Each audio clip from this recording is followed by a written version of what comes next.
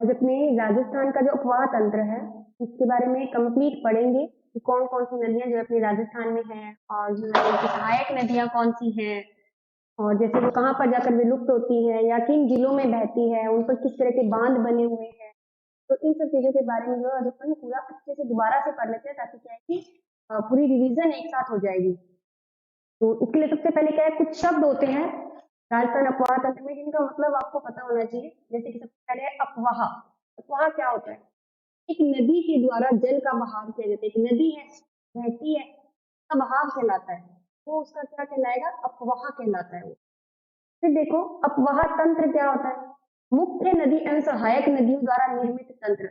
एक नदी है, उसके अंदर बहुत सारी नदियां आकर मिल रही हैं, एक से ज्यादा नदियां आकर मिल रही है, तो वो एक तरह का अपवाह तंत्र बन जाता है। वो क्या कहलाता है? अपवाह तंत्र कहलाता है। फिर आता है जल संभर या जल विभाजक। ये देखो ये दो प्रकार का है। राजस्थान में दो प्रकार का जल संभर पाया जाता है। जल संभर का मतलब यहाँ विभाजक से ही है, लेकिन कई बार वो विभाजक ना देकर संभर शब्द दे देता है। तो टेंशन नहीं लेनी कि संभर शब्द क्या है, या सांभर मत बना देना कि हो सकता है एग्जामिनर से आ की मात्रा नहीं लगी है, जल सांभर होगा है। संभर का मतलब विभाजक से है। तो दो तरह का विभाजक है, एक तो अरावली पर्वतमाला है। अरावली पर्वतमाला की इस नदियां हैं वो अरब सागर, पश्चिम वाली नदियां हैं वो अरब सागर में गिरती हैं और पूर्व वाली जो है वो बंगाल की खाड़ी में गिरती है। और एक आता है बोराट का पठार। बोराट का पठार देखो कुंभलगढ़ के अंदर है, राजसमंद, गोगुंडा, उदयपुर के अंदर। ठीक है, इस पठार के पश्चिम निकलने वाली नदियां जो वो अरब सागर में गिरती हैं, और अभी मैंने बताया कि पूर्व से निकलने वाली नदियां कहाँ गिरेंगी? बंगाल की खाड़ी में गिरेंगी। तो ये दो विभाजन हो गए, एक तो अरावली पर्वतमाला होगी और एक बोराट का पठार होगा। जैसे बोराट का पठार है उसी तरह से अरावली पर्वतमाला में से भी पश्चिम वाली नदियां कहाँ गिरेंगी? अरब सागर में, और बंगाल की खाड़ी वाली जो है वो पूर्व से निकलने वाली नदियां उसमें गिर जाएंगी। फिर देखो राजस्थान अपवाह तंत्र का वर्गीकरण है। फर्स्ट है अंतिम जल विलय के आधार पर, लास्ट में जाकर वो कहाँ पर जो है वो गिर जाती है। तो इसके अंदर तीन तरह की है। पहले तो आंतरिक अपवाह तंत्र, ये अपने सबसे ज्यादा है राजस्थान के अंदर, 60% है आंतरिक अपवाह तंत्र। तो अगर आपसे क्वेश्चन आता है कि राजस्थान का अपवाह तंत्र जो है सबसे बड़ा कौन सा है, वो आंतरिक अपवाह तंत्र है, क्योंकि अंदर ही या तो किसी झील में गिर जाएंगी या बीच में ही विलुप्त हो जाती है, तो अरब सागर या बंगाल की खाड़ी तक तो समुद्र में जाकर नहीं मिलती, और बड़ी नदी वो राजस्थान में हो जाती है, वो आंतरिक अपवाह। फिर बंगाल की खाड़ी का अपवाह तंत्र है। फिर अरब सागर का अपवाह तंत्र है। तो बंगाल की खाड़ी का अपवाह 23 से 24% और अरब सागर है वो 16 से 17% है। फिर देखो धरातल के आधार पर है। धरातल के आधार पर जैसे मैदानी अपवाह तंत्र है, मतलब जो मैदान में बहती है ज्यादातर। फिर पहाड़ी अपवाह तंत्र है, ये 70% है। ज्यादातर तो क्या होती है, नदियां जो होती है ज्यादातर पहाड़ी इलाके से ही ज्यादा निकलती हैं। बाकी नदियां तो होती हैं जैसे क्या बरसात वगैरह के कारण निकलती है, वो ज्यादातर ही अपवाह तंत्र में। पहाड़ी वाले में तो जैसे अरावली पर्वतमाला है या किसी पठार से निकल रही है, तो वो 70% है। तो धरातल के आधार पर अगर वो अपन से पूछे कि अपवाह तंत्र तो सबसे ज्यादा कौन सा है? पहाड़ी अपवाह तंत्र। फिर ढाल के अनुसार है। एक तो ढाल के अनुसार बहती है, जैसे अपना ये राजस्थान बना हुआ होगा ना, तो उसके अंदर क्या है, राजस्थान के मैप के अंदर अपन देखते हैं तो जैसे ये अपना इसी शेप का होता है, तो इधर से जो आ रही है नदियां वो तो सारी क्या है, ढाल के अनुसार है, ऊपर से बहकर आ रही है। लेकिन जो विपरीत जा रही है, एक तो कांतली नदी जाती है, चंबल नदी भी विपरीत दिशा में जाती है, तो ये कहाँ जाती है? ढाल के विपरीत बह रही है। वो किस तरफ जा रही है? उस तरफ, यमुना की तरफ जा रही है। वो कौन सी होगी? ढाल के विपरीत हो गई। फिर देखो राजस्थान की नदियां हैं, इनके बारे में प्रमुख तथ्य हैं कुछ, जैसे कि राजस्थान की सबसे लंबी नदी कौन सी है? वो चंबल नदी। पूर्ण बहाव के आधार पर कि पूरी तरह से राजस्थान में बहने वाली सबसे लंबी नदी कौन सी है? वो है बनास नदी। आंतरिक अपवाह तंत्र की सबसे लंबी नदी जो है वो गर नदी है। ये अपने राजस्थान में खत्म हो जाती है, शिवालिक की पहाड़ियों से निकलती है नदी, बारे में भी डिटेल में बताऊंगी आपको। ये कहाँ से निकलती है? शिवालिक की पहाड़ियों से निकलती है और वहां से निकलती हिमानगढ़ के अंदर आती है। हिमानगढ़ में बटनेर का वही खत्म हो जाती है, और लेकिन अगर बरसात वगैरह ज्यादा आती है तो ये आगे जो है वो अनूपगढ़ में जाकर खत्म होती है। और बहुत ज्यादा बारिश आती है तो क्या है, वो आगे पाकिस्तान के पोर्ट अब्बास तक भी चली जाती है। इसके अलावा देखो नदी विहीन, यानी कि जहाँ पर भी एक भी नदी नहीं है, वो दो जिले को चूरू और बीकानेर। बहुत बार पूछा जाता है कि जिन ऐसे जिले बताइए एक भी नदी नहीं, वो आगे अपने चूरू और बीकानेर। सबसे ज्यादा नदियां कहाँ है? कोटा के अंदर। न्यूनतम नदियों वाला संभाग कहाँ है? संभाग के अंदर अपने 4 जिले आते हैं, बीकानेर के 4 जिलों के अंदर न्यूनतम नदियां हैं। फिर जल ग्रहण क्षेत्र है, इसके अंदर देखो अगर क्वेश्चन पूछा जाता है कि जल ग्रहण करने की क्षमता किस किस में कितनी है, अवरोही क्रम में पूछते हैं तो बनास है, फिर लूनी है, फिर चंबल है और फिर माही है, डिसेंडिंग ऑर्डर में पूछते हैं तो ठीक है। तो सबसे ज्यादा किसमें है? बनास में 24.21% है और लूनी के अंदर 20.21% है, चंबल में 17.18 है और माही में 9.4% है। मैंने इसमें इंपॉर्टेंट लिख भी रखा है कि ये जो क्वेश्चन है बहुत बार पूछा जाता है, तो आपको इसी क्रम में इसको याद करना है, ठीक है। बनास, लूनी, चंबल और माही। फिर है सर्वाधिक सतही वाली नदियां, मतलब ये तो वो पहाड़ से लेकिन बहती सर्वाधिक सतह पे है, उनमें से चंबल नदी है, फिर बनास है, फिर माही है और फिर लूनी है। फिर देखो मैंने एक चार्ट बना लिया था जिससे क्या है आपको इजीली जो है वो ये लर्न हो जाए। मैंने अभी तक सिर्फ इसका आंतरिक अपवाह तंत्र का ही बनाया है। ये देखो आप, जैसे घग्गर नदी है, सबसे पहली नदी घग्गर नदी अपन ने पढ़ी आंतरिक अपवाह तंत्र में, तो शिवालिक की पहाड़ी से उद्गम स्थल लिखा है ना, शिवालिक की पहाड़ी से शुरू होती है, ये मध्य प्रदेश में कालका नाम की जगह है, शिवालिक की पहाड़ी से शुरू होती है, बांध नहीं है इसके ऊपर एक भी, ठीक है। जहाँ से शुरू होती है वहां से अपन को कोई है नहीं कि राजस्थान का पढ़ना है अपन को, तो राजस्थान के अंदर इस नदी का कोई बांध नहीं। फिर देखो इसके जिले हैं गंगानगर और हनुमानगढ़ है, शुरू अपने हनुमानगढ़ से होती है, स्टार्टिंग है वो हनुमानगढ़ से होती है, पर इसका देखो हनुमानगढ़ की नाम की जगह हनुमानगढ़ में, वहां से इसका शुरुआत होती है। इसके अलावा सहायक नदी तो इसमें कोई नहीं है, लेकिन नहर जो है वो इसके अंदर काटती है इसको, कौन सी है? इंदिरा गांधी नहर खुद है। फिर देखो इसके उपनाम, देखो उपनाम इसके नट है, वेशगति है, नाली है, मृत, पत्रा, ये सब नाम है इसके। सभ्यता देखो, इस नदी के किनारे 3 सभ्यता मिली है, एक तो पीली बंगा है, काली बंगा है और रंग महल है।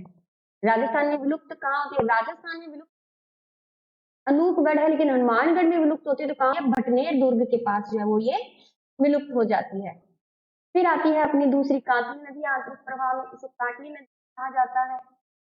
ये खंडेला की पहाड़ियां सिक्कर से निकलती हैं, बांध इस पर भी कोई नहीं है, सिक्कर और झुंझुनू 2 जिलों में बहती है, सहायक नदी इसकी कोई भी नहीं है। इसमें सभ्यता देखो गणेश्वर सभ्यता है और लंबाई इसकी 100 किलोमीटर है, इसकी पहाड़ियों पर एक रॉयल क्षेत्र है। फिर है बाणगंगा नदी, बाणगंगा नदी देखो बैराट की पहाड़ी से शुरू होती है, बैराट की सभ्यता भी है एक, और इसे वर्तमान में क्या कहते हैं? बैराट को विराट नगर कहा जाता है, जयपुर के अंदर है ये। इसका यहाँ पर अपन भाबरू का शिलालेख 1 और भाबरू का शिलालेख नंबर 2 भी मिले हुए हैं अपन को यहाँ पर। देखो यहाँ पर 2 बांध है इस पर, एक तो है जमरावगढ़ का बांध जो कि जयपुर में, एक है कनौता का बांध जो कि जयपुर, दौसा और आगरा जाते समय बीच में आता है। फिर देखो भरतपुर है, दौसा और जयपुर, ये 3 जिले जो है यहाँ पर ये बहती है, बहाव के जिले जो है। इसके अलावा देखो इसको रुंडित नदी कहा जाता है, भरतपुर में जाकर ये क्या देती है? रुड़ जाती है, रुड़ना मतलब खो जाती है, खत्म हो जाती है, तो एक तरह से वो वहीं पर विलुप्त हो जाती है, भरतपुर में इसका विलुप्त है। भरतपुर के घना पक्षी विहार जो है वहां पर इसको जलापूर्ति की जाती है, कि वहां पर जो है वो जल जो है वो इसी नदी के द्वारा जो है वो भेजा जाता है। फिर है साबी और साहिबा नदी है, ये कहाँ से शुरू होती है? सेवर की पहाड़ियां जयपुर से शुरू होती हैं और बहाव के जिले देखो इसमें जयपुर, अलवर और हरियाणा है। इसमें कौन सी सभ्यता है? जोधपुरी सभ्यता है, NH18 के समांतर बहती है। अब NH48 के समानांतर बहती है, ये पहले इसका नाम NH8 था, बाद में इसका नाम बदल कर NH48 कर दिया गया है। विलुप्त देखो नजफगढ़ झील के अंदर, हरियाणा के अंदर है ये। फिर रूपा रेल नदी आ जाती है, उदयनाथ की पहाड़ियों से शुरू होती है, अलवर के अंदर है, और इसके अंदर देखो एक बांध है, कौन सा? सिकरी बांध है भरतपुर के अंदर, और बहाव के जिले अलवर, भरतपुर और मोती झील के अंदर जाकर ये समाप्त हो जाती है। जिले 2 ही है, भरतपुर और अलवर, समाप्त हो। इस नदी के किनारे देखो एक सभ्यता है, नौ सभ्यता। नदी में पानी अधिक होने पर भरतपुर में बाढ़ आने की संभावना जो है वो बढ़ जाती है, इसी वजह से ये बाढ़ ना आए, इसी वजह से जो यहाँ पर बांध बनाया गया है। फिर कांकनेर नदी है जिसे मसूरदी नदी भी कहा जाता है, ठीक है, तो ये इसका उपनाम है। ये कहाँ से शुरू होती है? कोटरी पहाड़ी से शुरू होती है जो कि जैसलमेर के अंदर है। ये वहां से शुरू होती है और किसका निर्माण करती है, जैसलमेर में बुद्ध झील का निर्माण किया है। जैसे यहाँ से निकली और यहाँ पर एक झील बना देती है, फिर वो बुद्ध झील भर जाती है, फिर वापस फिर आगे निकलती है और फिर एक और झील बनाती है जो कि मीठे पानी की झील है और उस पानी में जाकर जो है वो विलुप्त हो जाती है। लंबाई देखो बहुत ही कम है, 17 किलोमीटर है। इसी वजह से सबसे छोटी नदी कहलाती है आंतरिक अफवाह तंत्र की। फिर देखो एक बीच में एक और पॉइंट था कि सांबर झील में गिरने वाली नदियां। अभी सांबर झील कहाँ पर है, अपने नागौर, अजमेर, जयपुर कहाँ पर बना हुआ है, तीनों के बीच में बना हुआ है। थोड़ा हिस्सा जैसे नागौर में है, थोड़ा अजमेर में और थोड़ा जयपुर में है। तो इन तीनों जिलों से यहाँ आती है जो अंदर गिर जाती है। जैसे मेंढा की है, मेंढा नदी आ जाती है सांबर झील में गिरने, ये सारी आंतरिक अफवाह में ही आएंगे। ठीक है, मेंढा नदी है, मेंढा नदी मनोहरपुरा की पहाड़ियों से निकलती है। म और म दोनों से इसका नाम सेम, जयपुर के अंदर है। बहती देखो पहले जयपुर से निकलेगी, तो जाएगी, फिर नागौर और फिर बीच में जो झील बनी हुई है उस झील के अंदर जाकर सांबर झील के अंदर गिर जाती है। सर्वाधिक लवणता यानी कि नमक सबसे ज्यादा इस झील के अंदर होता है। ज्यादा झील नमक जो है वो इस झील के अंदर कौन लेकर आती है, मेंढा नदी लेती है। नागौर में नमक मंडी है, इसी के कारण नावा नाम की जगह है नागौर में नमक मंडी। नावा यहाँ पर जैन धर्म केंद्र है, नीमवा गांव है कोई नागौर के अंदर, वहां पर जैन धर्म केंद्र भी है। फिर खारी और खंडेला नदी दोनों का एक साथ है क्योंकि दोनों क्या है, सिक्कर और जयपुर की पहाड़ियों से नालों के रूप में निकलती है। बरसात आएगी तभी निकलेगी और निकलती इन्हीं पहाड़ियों से है।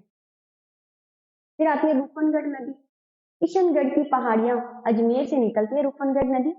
नदी के किनारे एक सलेमाबाद नगर है जिसका नाम बदलकर निम्बार्क नगर कर दिया। बहुत ही इंपॉर्टेंट क्वेश्चन है, बार बार एग्जाम और करंट का क्वेश्चन है ये, कि किस नगर को जो है बदलकर उसका नाम निम्बार्क नगर कर दिया गया है। ठीक है, या अजमेर के सलेमाबाद नगर का नाम बदलकर क्या कर दिया गया है, किसी भी तरह से पूछ सकता है। तो दोनों नाम आपको पता होना चाहिए कि पुराना नाम तो सलेमाबाद नगर था और अब बदलकर उसको निम्बार्क नगर कर दिया गया है। निम्बार्क संप्रदाय है जिनकी प्रधान पीठ जो है वो अजमेर के अंदर है। फिर सांबर झील में गिरने वाले 2-3 नाले भी हैं, इसमें जैसे कोई वो रोल नहीं है, ये भी बरसात वगैरह के कारण ही निकलते हैं। जैसे एक तो जपोक नाला है, एक देवयानी है, जलियासर है, एक व्योमदा है।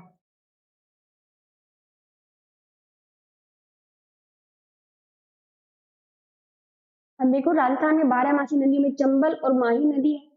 सर्वाधिक जिलों में बहने वाली नदियां देखो, चंबल, बनास और लूनी 6 जिलों में बहती है। 6 जिले हैं लगभग इनके। देखो आंतरिक अफवाह तंत्र का 60% था, जिसमें सबसे लंबी नदी कौन सी थी, घग्गर नदी। पूर्ण बहाव के आधार पर कांतली नदी है, सबसे छोटी नदी जो है वो कांकनी नदी है।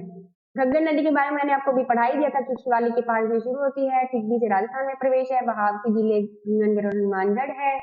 विलुप्त देखो बटनेर की दुर्ग के पास है। इसकी विलुप्त की 3 या 4 बातें हैं, जिसमें से एक मैंने लिखी हुई है, उसके अंदर 1 या 2 लिखी थी उसके अंदर चार्ट के अंदर। बाकी और भी हैं, जैसे कि कभी कभी कोट अब्बास तक चली जाती है पाकिस्तान की। नदी में पानी की मात्रा अधिक होने पर हनुमानगढ़ जंक्शन के अंदर बाढ़ आ जाती है। फिर देखो इसके उपनाम भी बता दिए थे आपको, नट नदी है, द्वेष नदी है, मृत नदी है, हकरा है। तो हकरा जो है वो पाकिस्तान में इसको कहा जाता है। मृत नदी गंगानगर में कहा जाता है और नट नदी और द्वेष नदी कहाँ कहा है, हनुमानगढ़ में कहा जाता है। फिर देखो सिंधु घाटी सभ्यता में इसे सरस्वती नदी यानी कि सबसे प्राचीन नदी के नाम से इसको जाना जाता है। ये भी बता दिया था आपको कि इसमें 3 सभ्यताएं हैं, कालीबंगा, पीलीबंगा और रंगमहल सभ्यता। बड़ोपल नाम की जगह है मानगढ़ में, यहाँ पर IGNT इंदिरा गांधी नहर जो है वो वापस में काट लेती है। सर्वाधिक सेन है, सेन के बारे में मैंने आपको पहले भी बताया था। यहाँ पर क्या है, जिप्सम की अधिकता के कारण क्या है, पानी जो है वो नीचे नहीं जा पाता और बरसात वगैरह ज्यादा आती है तो वो नीचे से भी निकलना शुरू हो जाता है पानी। तो इसी वजह से वहां पर बाढ़ आने का कारण जो होता है, सर्वाधिक सेन की समस्या आती है वहां पर। राज्य में दूसरा पक्षी अभ्यारण्य की स्थापना की जा रही है यहाँ पर। घग्गर बेसिन है, वो कौन कौन सी जगह है, गंगानगर और हनुमानगढ़। बेसिन का मतलब होता है कि कहाँ कहाँ बह रही है, मैदानी क्षेत्र कहाँ बना है, तो गंगानगर हनुमानगढ़ में है। इस क्षेत्र को नाली क्षेत्र कहा जाता है। चावल उत्पादन के लिए, पर चावल के लिए क्यों प्रसिद्ध है, क्योंकि चावल के लिए क्या होता है, पानी जो है वो खड़ा रहना जरूरी होता है चावल की खेती के लिए। तो यहाँ पर वो समस्या आती नहीं है कि पानी नहीं हो। यहाँ पर कपास का उत्पादन सबसे ज्यादा किया जाता है। सभ्यताएं बताई दी है और फिर उसके बाद एकमात्र अंतरराष्ट्रीय नदी कहलाती है ये। फिर कांकली नदी है, आंतरिक अपवाह तंत्र में पूर्ण बहाव के आधार पर सबसे लंबी नदी है। इस नदी का उद्गम जो खंडेला की पहाड़ियों से है। झुंझुनू को दो भागों में काटती है ये, ठीक है। झुंझुनू जैसे बना ना, झुंझुनू तो वहां निकली और झुंझुनू को बीच में से काटती हुई निकलती है। और चूरू की सीमा यहाँ पर शुरू होती है तो वहां पर जो है वो समाप्त हो जाती है। किनगंडेला की पहाड़ियों पर रॉयल क्षेत्र है, यहाँ पर किसका उत्पादन किया जाता है? यूरेनियम का उत्पादन किया जाता है। सिक्कर में इस नदी के किनारे गणेश्वर सभ्यता है, जो कि नीम का थाना के अंदर है। विपरीत दिशा में बहती, मैंने आपको पहले ही बताया था, ठीक है। सिक्कर में नदी का बहाव क्षेत्र जो है तोरावाटी क्षेत्र कहलाता है और झुंझुनू में नदी का बहाव क्या कहलाता है? उबड़ खाबड़ कहलाता है। इस झुंझुनू में राजस्थान का पहला मयूर अभ्यारण्य खोला गया है, तो ये पॉइंट थोड़ा सा इंपॉर्टेंट हो सकता है, ठीक है, कि झुंझुनू में जो है राजस्थान का पहला मयूर अभ्यारण्य खोला गया है। इसके अलावा शायद एक मयूर पार्क है, वो शायद जयपुर के अंदर है और अभ्यारण्य जो है वो अपना झुंझुनू में खोला जा रहा है। झुंझुनू में इस नदी के किनारे एक सुनारी सभ्यता पाई जाती है। सिक्कर में झुंझुनू की सीमा पर एक नगर है जिसका नाम क्या है? उदयपुर वाटी, जो कि झुंझुनू में है। यहाँ पर बजरी का उत्पादन किया जाता है। लंबाई देखो इसकी 100 किलोमीटर। सांबर झील में गिरने वाली नदियां हैं, ये 3 जिलों में है, नागौर, अजमेर और जयपुर के अंदर है। नदियां कौन सी है? मेंथा, खारी, खंडेला और रूपनगढ़। मेंथा, खारी, खंडेला और रूपनगढ़। मेंथा नदी है जयपुर में पाए जाने वाली मनोहरपुरा की पहाड़ियों से निकलती है। यह नदी जयपुर, सिक्कर, नागौर में बहती हुई आती है। सांबर में सर्वाधिक लवणता लाने वाली नदी कौन सी है? मेंथा नदी। सर्वाधिक लवणता, नमक जो लेकर आती है वो कौन सी है? वो मेंथा नदी है। नागौर की नावा में इस नदी के किनारे नमक की मंडी है। नागौर में इस नदी के किनारे जो है वो लूणवा गांव आता है, जहां पर जैन धर्म का केंद्र बिंदु है। खारी और खंडेला नदी है, इसके बारे में इतनी कोई ज्यादा बातें नहीं है, सिर्फ एक ही बात है कि सिक्कर और जयपुर की पहाड़ियों से हम नामों के रूप में। रूपनगढ़ है, इसका उद्गम अजमेर में होता है। किशनगढ़ की पहाड़ियां हैं अजमेर के अंदर, वहां से होता है। और अजमेर से बहती हुई कहाँ पर आ जाती है? सांबर झील। ये देखो जैसे नीचे की तरफ अजमेर बना हुआ है, इसके पास यहाँ पर जयपुर और यहाँ पर नागौर, इन तीनों जिलों के बीच में यहाँ पर जो है नदी है सांबर झील, ठीक है। तो इन तीनों जिलों से निकलने नदियां जो है वो इसके अंदर आकर गिरती है, यहाँ से।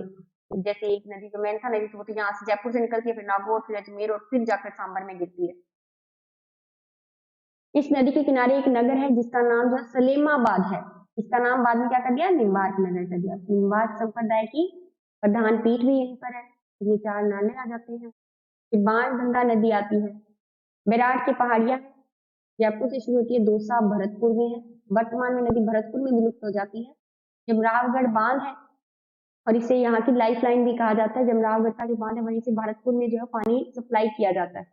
इस बांध पर एशियन खेलों की तैराकी प्रतियोगिता हुई थी 1982 के अंदर। इसके अलावा यहाँ पे जमुई माता का मंदिर भी है, हेरिटेज होटल है और अर्जुन की गंगा के नाम से इसको जाना जाता है। रुंडित नदी कहा जाता है, ठीक है। रुंडित नदी किसको कहा जाता है? बाण गंगा नदी को, ठीक है। यमुना में मिलती है, वर्तमान में भरतपुर में विलुप्त हो जाती है। पहले मिलती थी यमुना में, बाद में अब ये भरतपुर में विलुप्त हो जाती है। तो जयपुर से दौसा व आगरा हाईवे जाते समय एक कानोता का बांध आता है। कानोता का बांध जो है वहां पर मछली का उत्पादन सबसे ज्यादा होता है, ठीक है। मछलियां सबसे ज्यादा है वहां पर। ये पहाड़ियां इस नदी के सहारे, जो पहाड़ियां है ना, ये वाली पहाड़ियां जो है सारी की सारी इस नदी के सहारे सहारे हैं। इन पहाड़ियों को क्या कहा जाता है? काला कोह की पहाड़ियां। इन पहाड़ियों में मीना और गुर्जर जातियों का प्रमुख स्थान है। भरतपुर में इस नदी पर अजान बांध है और इस बांध में सुजान गंगा नहर से पानी की सप्लाई होती है। और इसके अलावा ये है कि घना पक्षी विहार में जलापूर्ति कहाँ से की जाती है? भरतपुर से की जाती है। और भरतपुर में किस नदी के द्वारा? बाणगंगा नदी के द्वारा। फिर है साबी नदी और साहिबा नदी है। उद्गम इसका सेवर की पहाड़ियों से होता है। स से ही इनका नाम है और स से ही इसकी पहाड़ियों का नाम है। और नजफगढ़ झील के अंदर जो लुप्त हो जाती है। बहाव के क्षेत्र है इसके जयपुर, अलवर और हरियाणा। सभ्यता जोधपुरा सभ्यता है। जयपुर से दिल्ली तक नेशनल हाईवे, इसका पुराना नाम मैंने पहले भी बताया था आपको, NH8 है। तो बाद में नया नंबर आ गया NH48। ये थोड़ा नया क्वेश्चन है।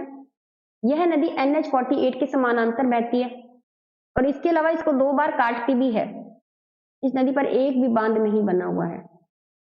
अलवर के अंदर सर्वाधिक बहाव क्षेत्र है, वहीं पर सर्वाधिक औद्योगिक इकाइयां हैं। हमें पता है कि जहां जहां नदियां होती हैं औद्योगिक क्षेत्र भी वहीं सबसे ज्यादा होते हैं। शराब का उद्योग भी सर्वाधिक यहीं पर विकसित किया जाता है। अलावा अलवर को राजस्थान का स्कॉटलैंड कहा जाता है। इनके उपनाम है, सभी के ही होंगे, सभी जितने भी जिले हैं 33 के 33 जिले हैं उनके सबके उपनाम भी होंगे। रूपारेल नदी आ जाती है, उदयनाथ की पहाड़ियों से शुरू होती है, अलवर में विस्तार है इसका, अलवर, भरतपुर और मोती झील में जाकर जो ये समाप्त हो जाती है। वराह नदी कहा जाता है इसको, लसवारी नदी भी कहा जाता है। नोहो सभ्यता है जो लोहो युगीन है। भरतपुर में इस नदी पर सिकरी बांध है, ये बता ही दिया कि मोती झील में विलुप्त हो जाती है। और भरतपुर की जो लाइफलाइन कहा जाते हैं। इस मोती झील का निर्माण सूरजमल ने करवाया था। सूरजमल को जाटों का प्लूटो और जाटों का अफलातून कहा जाता है।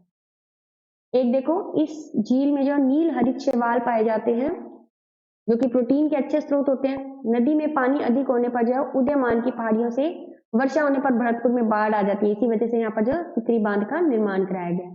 फिर कांकरे नदी आंतरिक अपवाह तंत्र की सबसे छोटी नदी है, 17 किलोमीटर की बहती है, जैसलमेर में शुरू होती है और वहीं खत्म हो जाती है 2 झीलों का निर्माण करते हुए। स्थानीय भाषा में मसकुड्डी कहते हैं।